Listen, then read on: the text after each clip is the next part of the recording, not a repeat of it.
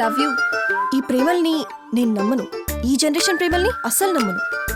నేనేదైనా accept చేయాలంటే minimum ఉండాలి. మనకేదైనా కావాలనిపించినప్పుడు కొనేయడమే. అది ప్రేమ అయినా పగైనా కొనే.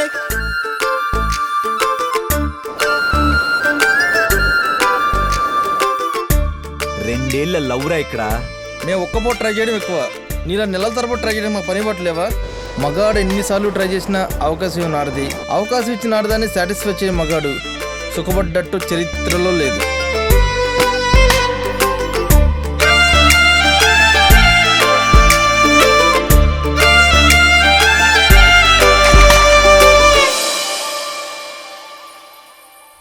నాకు ఆల్రెడీ ఎంగేజ్మెంట్ అయిపోయింది.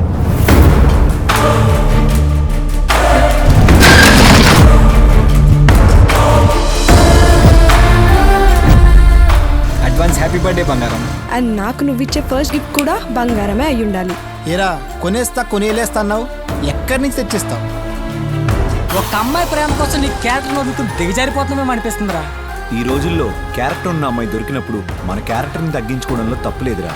నువ్వు ప్రేమ ఒక్కటే బతుకు అనుకున్నావు. బతుకు బాగుంటేనే ప్రేమ ఉంటుందని నేనంటున్నా. ఈ రోజుల్లో ప్రేమించడం అంటే వాళ్ళని శిక్షించుకోవడమేరా. అందాన్ని ధనం గెలుస్తూ, ధనాన్ని అందం గెలుస్తూ దేహ దాహాలు తీర్చుకునేందుకు పెట్టుకున్న పేరు ప్రేమ. నీ బాలకం చూస్తుంటే అప్పుడే నీకు నా పైన మోసి తీరిపోయినట్టుంది. ఏ జన్మలో ఏ పాపం చేసుకున్నానో ఈ జన్మలో మీలాంటి దరిద్రుల కడుపున పుట్టాను. చచ్చిపోవాలనిపిస్తుంది భార్గవ. పెళ్లి చేసేదాకా ఆగలేకపోతున్నావా పాపిష్టపుదానా? పడుకోవడానికి మాత్రమే పుట్టే ప్రేమల్ని గెలిపించుకోవడం కోసం ప్రాణాలు పోయేటట్టు యుద్ధాలు ఎందుకు చేస్తారమ్మా?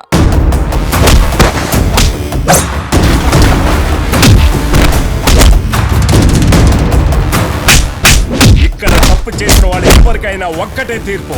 మన కులపాల కంచంలో ఎంగిలి మెతికే ముట్టారు, అట్లాంటిది వేరే దాన్ని ఎట్టా ముడతావురా? మీ కులాలు, కట్టుబాట్లు, మతాలు, పంతాలు బ్రతుకు పోరాటం మీద చూపించండి, అంతేకాని మాలాంటి ప్రేమికుల మీద కాదు.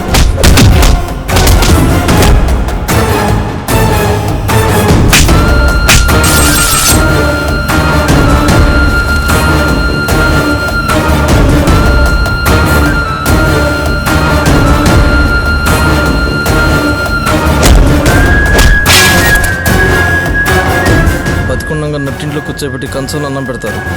చచ్చాక వాకిట్లో కుండ బెంకెట్టి మొదటి ముద్ద అంటూ 4 మెతులు పడేస్తారు. అట్టండి బతుకులు మనయి.